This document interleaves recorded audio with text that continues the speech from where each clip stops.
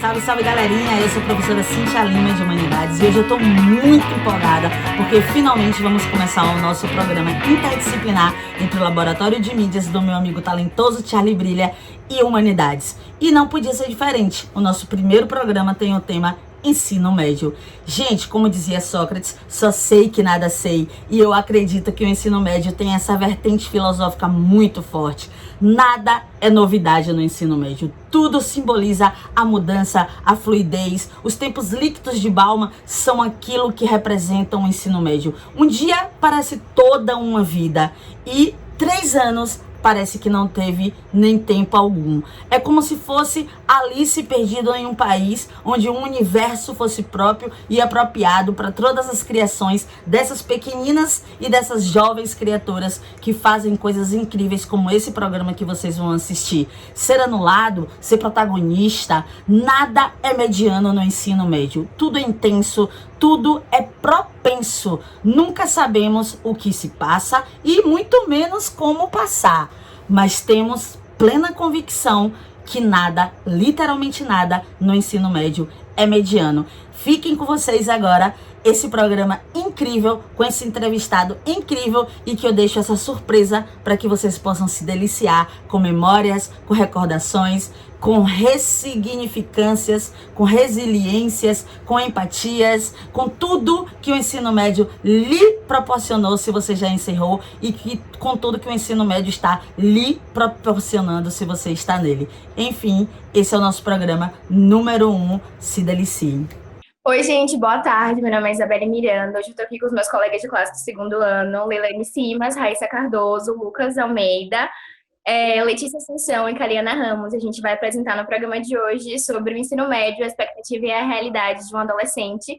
Antes de entrar no ensino médio e dentro do ensino médio, a gente escolheu o nosso professor de inglês, Matheus Becker, mais conhecido como Teus Becker, para estar aqui com a gente hoje. E eu queria começar a nossa roda de conversa com uma pergunta para Matheus, perguntando sobre a questão de como o Matheus escreveria o ensino médio dele no geral. Bom, o meu ensino médio, eu sempre quando penso nessa fase da minha vida, eu penso como uma das melhores fases, na verdade. Eu sempre brinco com meus amigos que se eu pudesse voltar, né, para uma das fases da minha vida, seria do ensino médio. Primeiro porque eu acho que eu não aproveitei completamente, assim, da forma como eu poderia ter aproveitado, tanto academicamente quanto falando de diversão mesmo, né? Então, eu acho que eu poderia, se eu tivesse levado mais a sério, né, poderia ter rendido mais. Mas eu tento passar essa noção para os meus alunos hoje, sabe? Eu tento falar sobre isso, assim, pedir que eles aproveitem, pedir que vocês, né, que são meus alunos, não levem, assim, as coisas tão negativamente, porque, gente, tenham certeza, essas são as melhores épocas da vida e vocês vão sentir muita saudade disso quando passar. Com certeza. E, às vezes, eu acho que as dificuldades do ensino médio, as provas, as atividades, elas ocupam um lugar muito grande na cabeça da gente e não deixam a gente aproveitar de fato e entender a importância desse momento da vida, sabe? Se a gente for parar para pensar, esse é o momento que vai definir, né, o que você vai fazer para o resto da sua vida. É o momento que você precisa parar e pensar nisso, você precisa tomar decisões importantes para a sua vida e a gente não sabe se a pessoa tem maturidade suficiente para pensar nisso. E daí vem as más escolhas, daí vem você, né, não fazer o curso que você sempre sonhou, porque você acha que não vai conseguir, vem as inseguranças. Então, é um período muito complicado da vida, mas é também muito gostoso de se viver. Eu amei a minha época do ensino médio. Eu acho que tudo que preocupa muita gente no ensino médio, justamente o que você citou, a questão da angústia e da faculdade, na verdade. Porque eu sempre me pego com a maioria das pessoas que está aqui nessa entrevista hoje com você, pensando onde é que a gente vai, se a gente vai se ver na faculdade, para que faculdade a gente vai, se a gente vai conseguir passar de primeira. Porque sempre, mesmo que a gente esteja bem, sempre acaba chegando uma pressão familiar em cima disso. Olha, sempre tem, na verdade. E aquilo de nem, eu acho que pega muito boa parte das pessoas. Exato, eu concordo com você, Beli. Essa pressão, né, principalmente a pressão familiar a respeito do que a gente vai fazer, foi uma coisa que eu sofri bastante também. Até porque minha mãe, ela sempre fez questão de deixar claro para mim e para meu irmão que nós tínhamos total escolha, né, para os cursos que a gente queria fazer, a escola que a gente quisesse ir e tal. Então ela sempre investiu muito na nossa educação, sabe? E como resposta ela queria notas boas, sabe? Ela não queria ter problema nenhum na escola comigo, nem com meu irmão.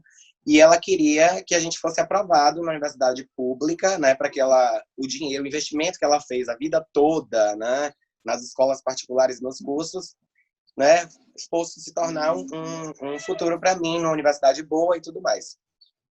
E eu fui aprovado em 2 universidades logo depois do 3º ano, né? Eu passei em Odonto, na UESB, e em LEA, né, que é Línguas Estrangeiras Aplicadas às Negociações Internacionais. O nome é bem longo, eu sei, né? Por isso a gente fala LEA, na UESB. Então, ela ficou muito feliz com isso, né? E eu sentia uma pressão muito forte.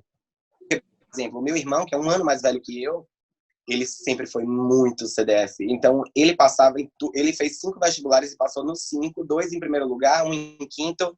Então, eu ficava assim, caraca. Minha mãe virava pra mim e falava, não é tão difícil não esse negócio de vestibular. Ó, seu irmão, né? Se ele conseguiu, você consegue também. E eu aqui, morrendo de medo.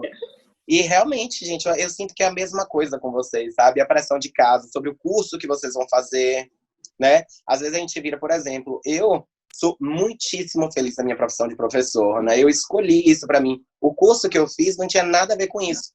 Mas enquanto eu cursava, eu comecei a trabalhar e me apaixonei. E até hoje, às vezes, eu ouço em casa, assim, tipo, isso me machuca muito em relação ao que poderia ter acontecido, né? Se eu tivesse escolhido outra coisa e tal. Então, às vezes, eu vejo minha mãe e meu pai especulando muito a respeito da minha profissão, né? Mas eu sempre falo para eles, né? Talvez o que poderia ter acontecido era eu não ser feliz na minha profissão, ou eu não ser bom no que eu faço, né? E eu sou feliz fazendo o que eu faço, né? E os meus alunos me consideram bons no que eu faço. Então, né, eu devo ter escolhido algo correto para fazer.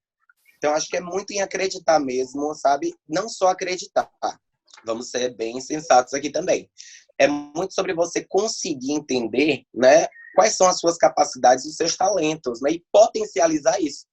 Porque, muito provavelmente, se você já tem um talento nato para alguma coisa, se você já tem características que desenvolvam melhor para alguma coisa, né, talvez isso aí venha a se tornar, né, um aliado na hora de fato, executar essa profissão, entendeu? Esses seus talentos vão só aflorar e você vai fazer isso muito bem. Então, é muito sobre, nesse período do ensino médio, né, na hora da tomada dessa decisão, é muito sobre se conhecer também, sabe? É importante você saber quem é você, quais são as suas capacidades, seus talentos, as suas fraquezas também, né? Porque você não vai se colocar, por exemplo, numa situação em que você não se sente confortável.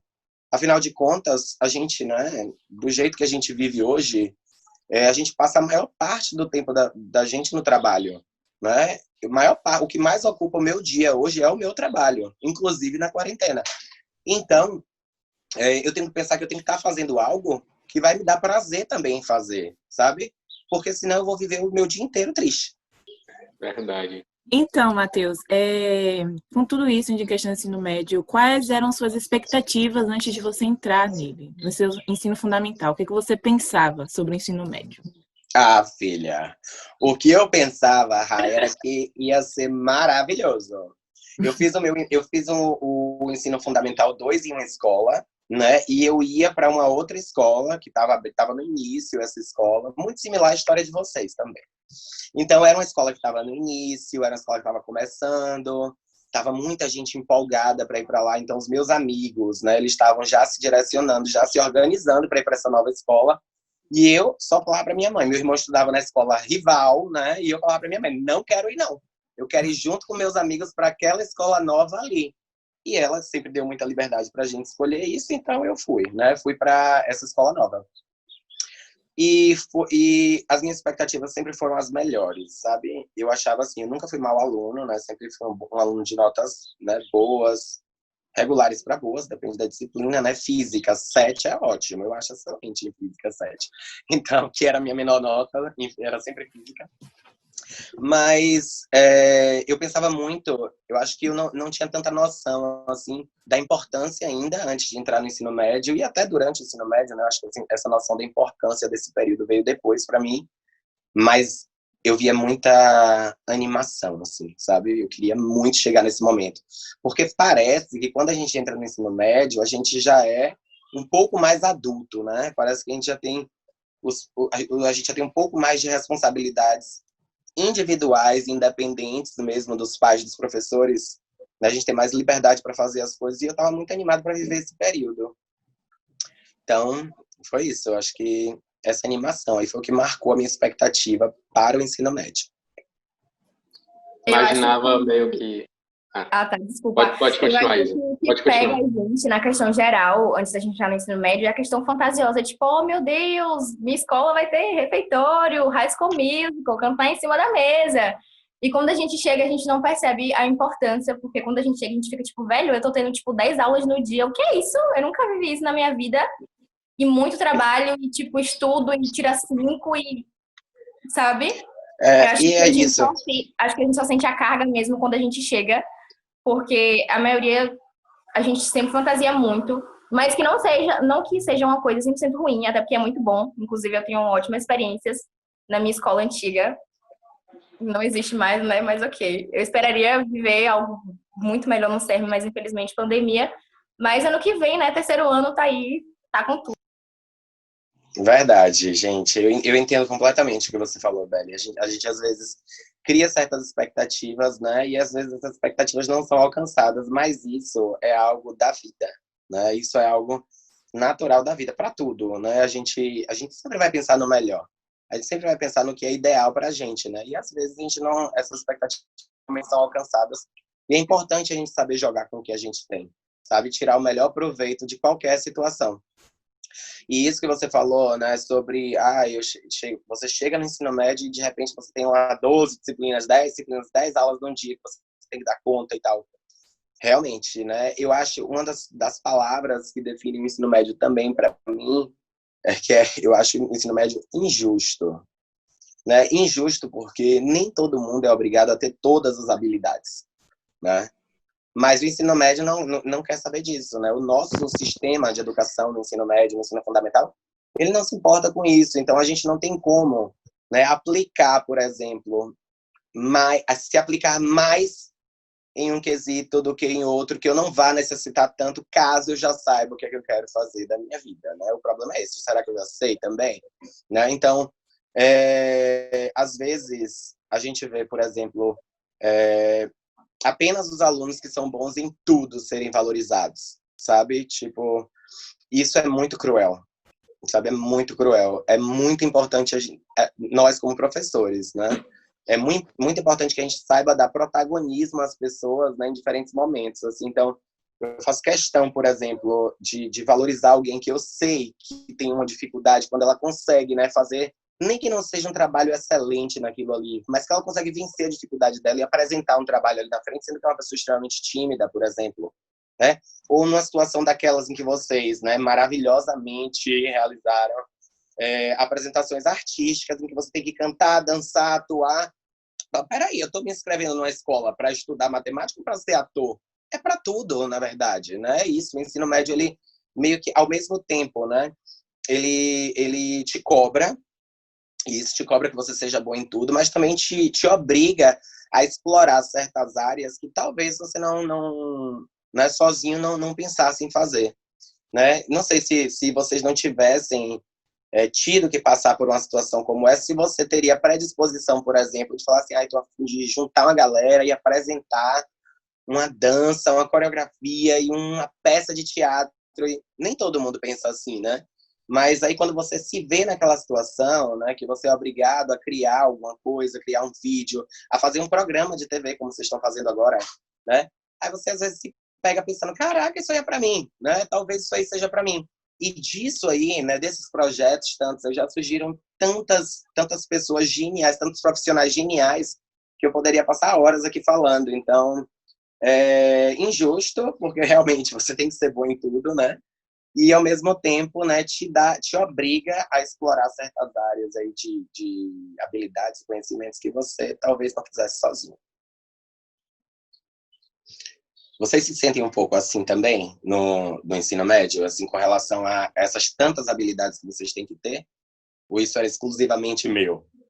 Não, é de Com todo mundo. toda certeza. Com É. toda certeza. Eu acho que é algo comum, assim dizendo. Porque também é um momento que a gente está se descobrindo. A gente quer ver o que a gente vai fazer, o que a gente é melhor. Entendo totalmente isso. Bom, Teus, eu tenho uma pergunta. Uhum.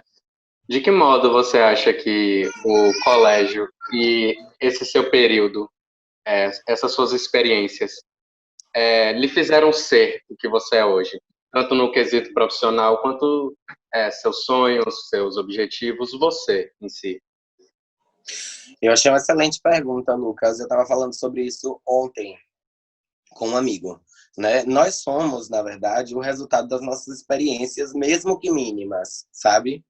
E eu acho que daí eu sinto uma responsabilidade muito grande nas coisas que eu falo com vocês, alunos, por exemplo, sabe? Eu brinco muito com vocês, eu converso sobre tudo, mas eu sei exatamente o que e como eu tô falando. Porque às vezes é uma frase, sabe? Às vezes são 5 segundos, é o suficiente para você, né, sei lá, construir um sonho na cabeça de uma pessoa, ou destruir esse sonho também, ou traumatizar uma pessoa, né? E eu senti muito isso no meu ensino médio também, sabe? Eu ponderava muito as coisas que eu ouvia, eu prestava muita atenção nas pessoas com quem eu andava também, sabe? Eu queria me cercar de pessoas que iam colaborar comigo, sabe? E tanto que muitos desses amigos, né, desses colegas que foram meus parceiros no ensino médio, né, 16 anos depois, 15 anos depois, eles são meus amigos, sabe? Eles ainda são. Então, o meu grupo principal de amigos hoje, né, é composto principalmente por pessoas que foram meus colegas, tanto na escola quanto na universidade. Então, com certeza, a pessoa que eu sou hoje, profissionalmente, né, pessoalmente, né, intimamente falando, é o reflexo de todas essas experiências que eu tive, sabe? Os contatos com as pessoas, com os professores. E profissionalmente falando, né, o meu espelho, né, na forma como tratava os alunos, sabe? Sei lá, na forma como dava a sua aula mesmo, como se preocupava com o aprendizado, sabe? Como se preocupava em estar ali, ser mais do que apenas um professor. Tudo isso é reflexo da professora que eu tive de inglês, que é a Livinha, né? Que hoje é a minha mãe. Tipo assim, hoje a gente tem uma relação de mãe e filho mesmo. Ela foi minha professora no colégio, durante os 3 anos do ensino médio. E eu sempre tive muita facilidade com o inglês, né? Então eu já cheguei me achando. Eu sou o bam, quem ganha sou eu, né? Então, eu não aceitava tirar um 9,5, né? Eu queria tirar 10, que eu era bom, né? Eu me achava o máximo, então eu queria tirar 10. Então a gente brigava. No primeiro ano, no segundo ano, eu brigava com essa minha professora quando ela me dava um 9,5. Não, peraí, tá errado. Essa questão aqui, eu queria brigar pelo meu meio ponto, sabe? Aí eu dou graças a Deus hoje que eu não tenho um aluno como eu fui, porque eu ia matar esse aluno, né? Tudo bem, cancela essa parte, edita essa parte, tá? Então, ó, realmente, os reflexos né, desse aprendizado que eu tive com ela, com a forma como ela encarava a profissão dela, foram muitíssimo importantes para mim. E no terceiro ano, né, que foi o meu último ano no ensino médio com ela,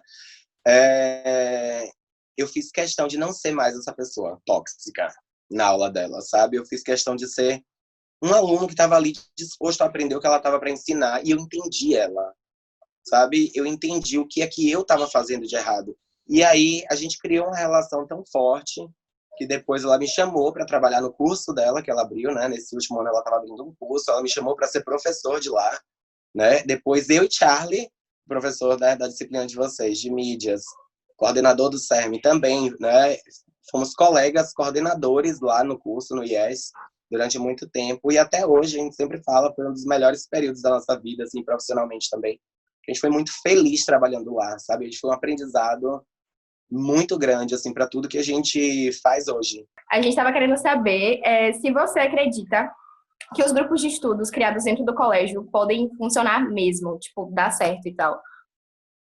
Por experiência própria, funcionou muito comigo, sabe? A gente não tinha grupos de estudo organizados dentro da escola, no meu ensino médio. A gente tinha aulas de monitoria de física, química e matemática, sabe? Eram aulas que quem tinha dificuldade se inscrevia, ia para o colégio à tarde para participar dessas aulas. Mas não havia grupos de estudo. E outra, na minha época, a gente sempre fazia provas à tarde e tinha aulas de manhã no mesmo dia. Então era muito pesado, assim, né? E as provas também eram todas as provas, 20 questões de todas as disciplinas, né? Às vezes metade ali fechada, metade aberta. Era bem pesado, eu achava. Mas, como a gente não tinha com o que comparar, era o normal. Então, todo mundo estava fazendo, né, o que tinha que fazer. E eu organizava os meus grupos de estudo. Então, eu fazia questão de fazer assim, ei, meus amigos, né, com os meus amigos, e principalmente os que gostavam de estudar, que eram super inteligentes, eu virava e falava assim, ei, ninguém vai para casa hoje almoçar. Vai todo mundo ficar na rua comigo, a gente vai comer um salgado ali na padaria, sentar e vai estudar para a prova.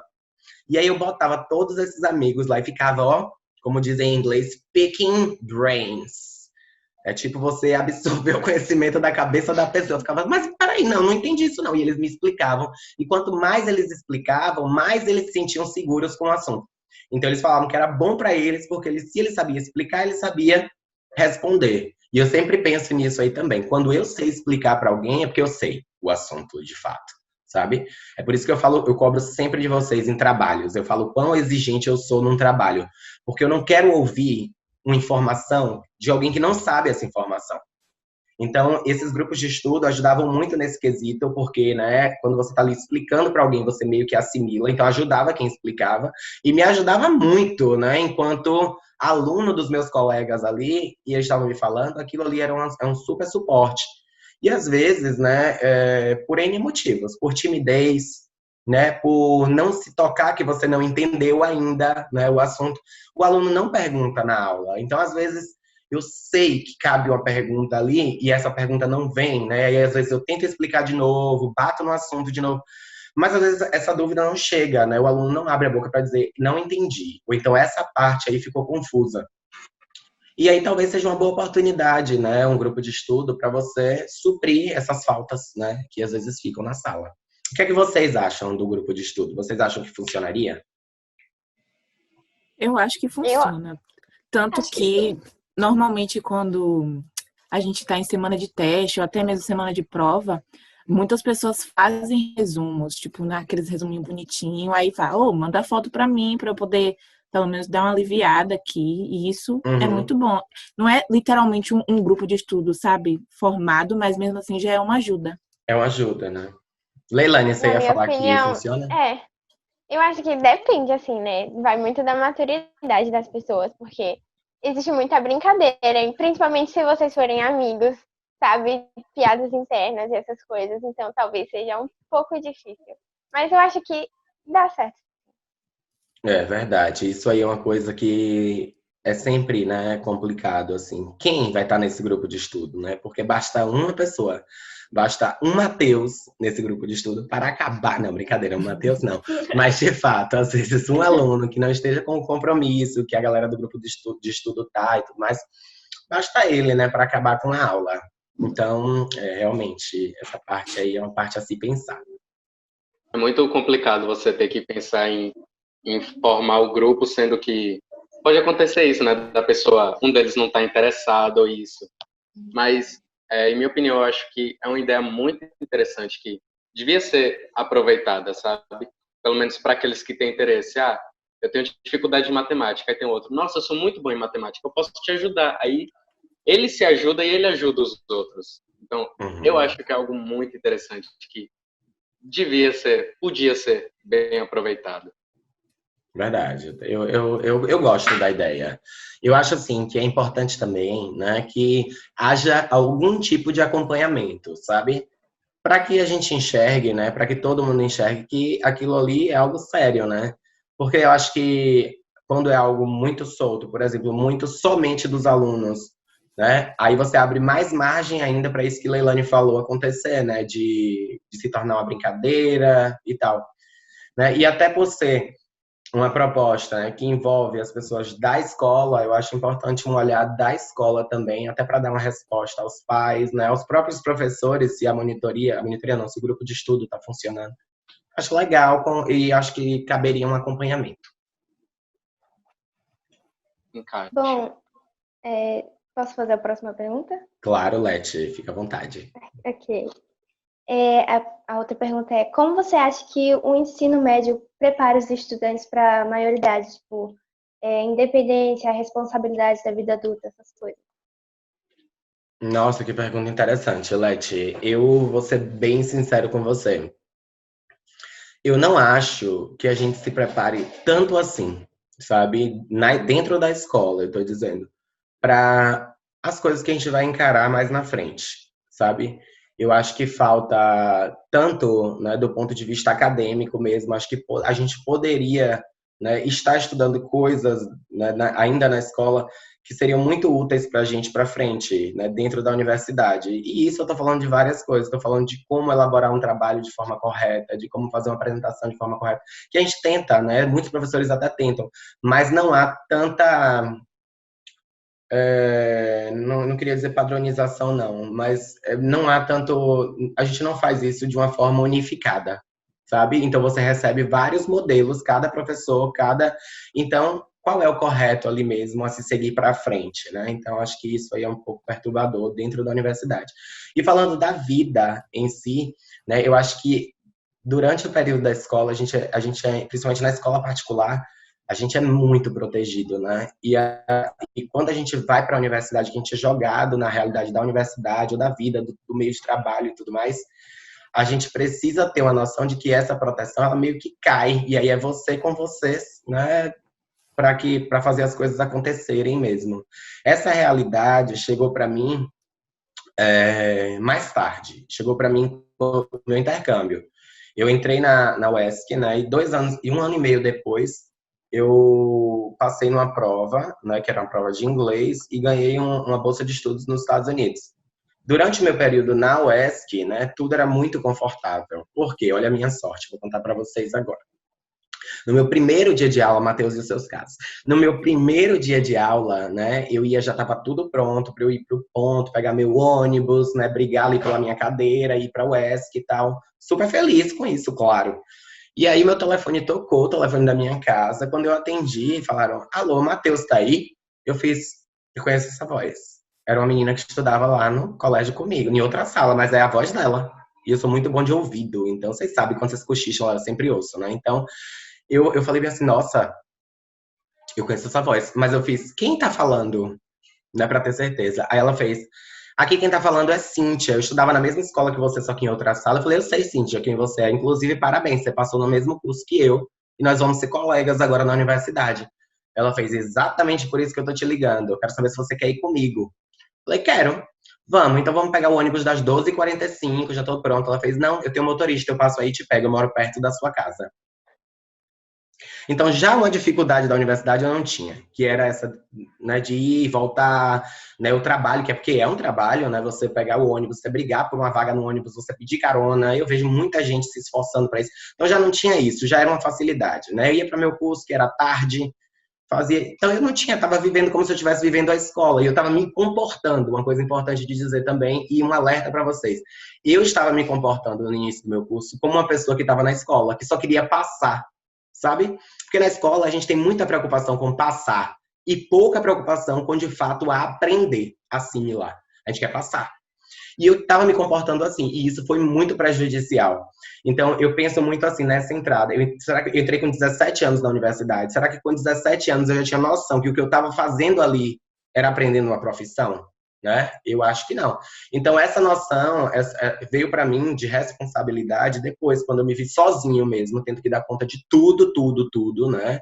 Em outro país, longe dos meus pais, tendo que trabalhar, né, para ter dinheiro para mim mesmo, né, para eu fazer as minhas coisas, para eu me divertir também, tendo que dividir o meu tempo entre estudos. E lá nos Estados Unidos, as universidades, as aulas são muito menos carga horária de aula, você como professor, e muito mais coisa que você faz na biblioteca e em casa. Então, muita atividade, muito mais do que aqui, sabe?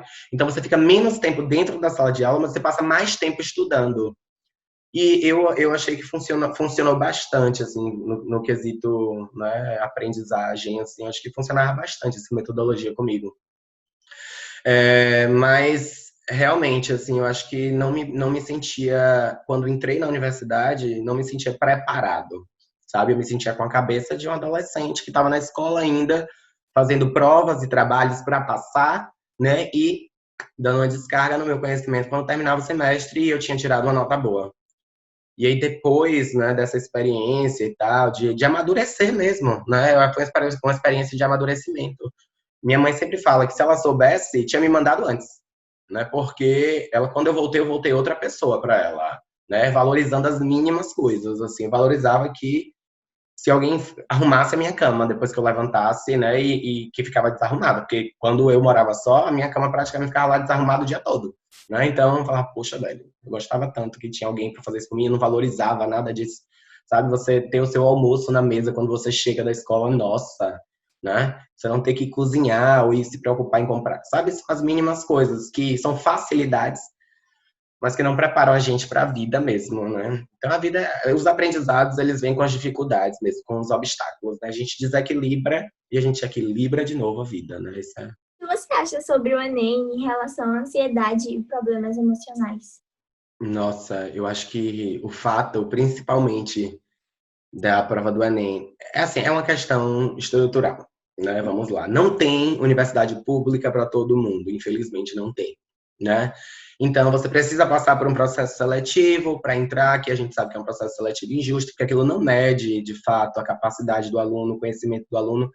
Ele mede como o aluno respondeu em uma tarde de prova, né? E se você acordou com uma dor de cabeça que te acaba, se você acordou com alergia, se você brigou com seu namorado ou sua namorada no dia anterior, ou se sua família não tá bem, se você perdeu alguém, são tantos fatores que podem influenciar nisso, né? Ou simplesmente seu nervosismo, né? Por estar fazendo algo ali que é muito, muito importante para sua vida, né? Então, daí a importância, gente, de você fazer a prova do Enem no segundo ano, de você fazer simulados, de você viver, né, coisas que se assemelhem muito àquela situação. Entendeu? Acho que isso, Kali, é uma coisa que diminui um pouco sua ansiedade, né? Você se colocar nessa situação várias vezes, eu acho que normaliza um pouco isso para você. Mas eu acho realmente muito complicado, né, que você tenha que decidir tudo isso aí que a gente está falando de futuro em uma tarde, em 2 tardes, né? É realmente muito complicado. Então, eu acho que controlar a ansiedade, tentar controlar a ansiedade, né? Tentar entender quais são os seus próprios mecanismos para controlar isso, né? Se alimentar bem no dia, evitar estresse de qualquer tipo, sabe? E entender que as falhas mesmo, né? Elas fazem parte da nossa vida e que se você não passar nesse, você tem um vestibular mais para frente, você tem um Enem no outro ano, né? E tudo pode se reconstruir de novo. Eu sou muito contra uma coisa que acontece muito por conta do Enem, do processo seletivo do Enem e do SISU, que é as pessoas deixam de correr atrás dos próprios sonhos por conta da nota, sabe? Porque diferente da minha época, né, que era uma época em que a gente fazia o vestibular e antes da gente entrar numa sala para fazer uma prova, a gente já tinha escolhido qual era o curso que a gente queria, a universidade que a gente queria, o turno que a gente queria, e a gente estava aplicando para aquela prova ali, para aquela posição ali, não para outra, né? E com o SISU, se você recebe a sua nota antes de escolher, né? Antes de ter que escolher. Então, muita gente pensa, eu queria medicina, mas, poxa, minha nota dá para enfermagem, vou fazer enfermagem mesmo. E tira o sonho de quem queria enfermagem. Porque muito provavelmente no ano que vem essa pessoa vai falar, não era o que eu queria. Vai desistir e vai voltar atrás. Então é um processo que deixa muitas lacunas aí. E tira o sonho de muitas pessoas e transforma de outras, né? Vejo vários alunos que, por exemplo, queriam fazer uma coisa, né? Não fizeram. E acontece dos dois jeitos, né? Eu tinha uma aluna minha mesmo que a vida toda ela falou, eu quero fazer letras, né? Eu quero ser professora, eu quero ser escritora. E ela era muito maravilhosa, né? Com as letras e tal. E aí, ela tirou uma nota tão boa na redação, né? Ela foi muito bem na prova dela e ela ficou com a média muito alta. E ela viu que a média dela dava para passar em direito na UESC. E aí, talvez por ego, né? Por N motivos, né? Ela decidiu por isso. Ela decidiu fazer direito.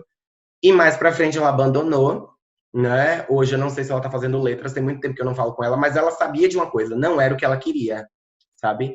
Então, muito cuidado com isso, sabe? Com esse tipo de processo seletivo. Não deixe isso matar seu sonho, porque vocês são tão jovens, né?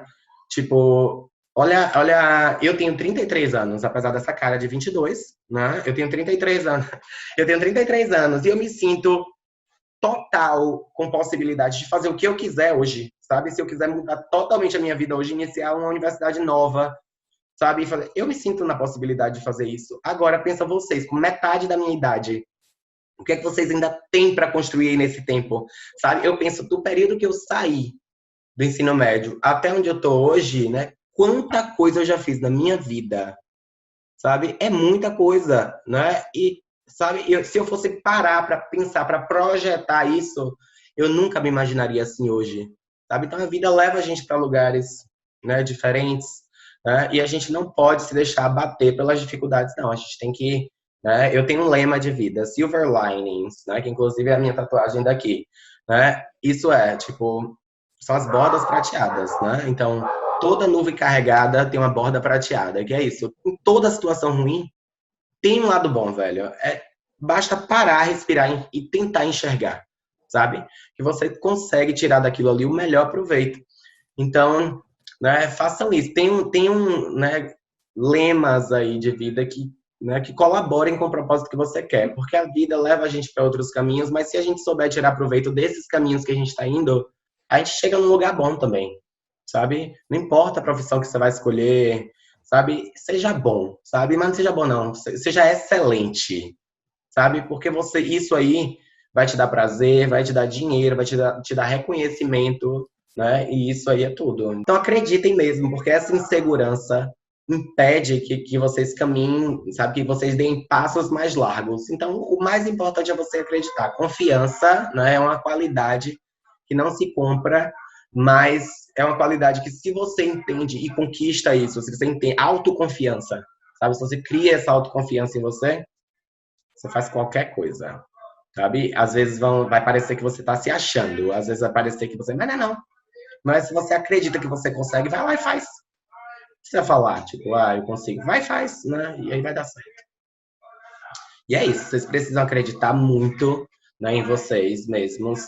É uma etapa difícil da vida, mas vocês dão conta disso, como deram conta de todas as outras etapas que vocês passaram, né? Tá todo mundo aqui, tá todo mundo bem, né? E é isso, né?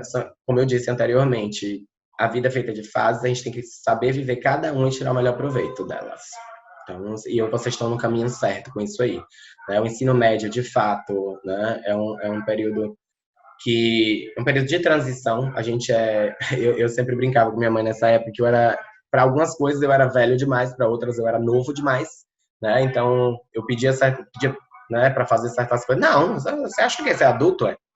E aí eu pedi outras coisas. Você acha que você é criança? Eu falei, mas eu sou o quê mesmo agora, nesse momento? Então é um momento que estão olhando pra gente diferente, porque a gente está entrando em um período de transição mesmo, né? A gente está fisicamente, né, se tornando adultos mesmo, né? A gente está aparentando mais velho, é um período que a gente muda muito rápido. Então, até para a gente entender e fazer com que as pessoas entenderem o momento que a gente está vivendo ali, é um pouco complicado, mas vocês dão conta de tudo. E aí, meus babies, mais alguma pergunta? Isso meio que já responde uma mensagem marcante para as pessoas que ainda estão no ensino fundamental, porque já estão praticamente com o pé no ensino médio e com tantas expectativas, com medo de o que pode acontecer. E isso foi uma mega reflexão, porque é o que a gente está passando por agora. A gente já passou por isso e a gente está vivendo isso agora. Achando que ia ser um High School Musical. Achando que ia ser só cantar, dançar em cima da mesa, mas vocês vão cantar, dançar em cima da mesa enquanto fazem uma conta de matemática, falam inglês, espanhol, português corretamente, escrevem uma redação, fazem um cálculo de física, um negocinho de química. Pronto, deu conta, acabou. Pra casa, amanhã tem tudo de novo. Né? É só isso. Isso é ensino médio pra gente, só isso.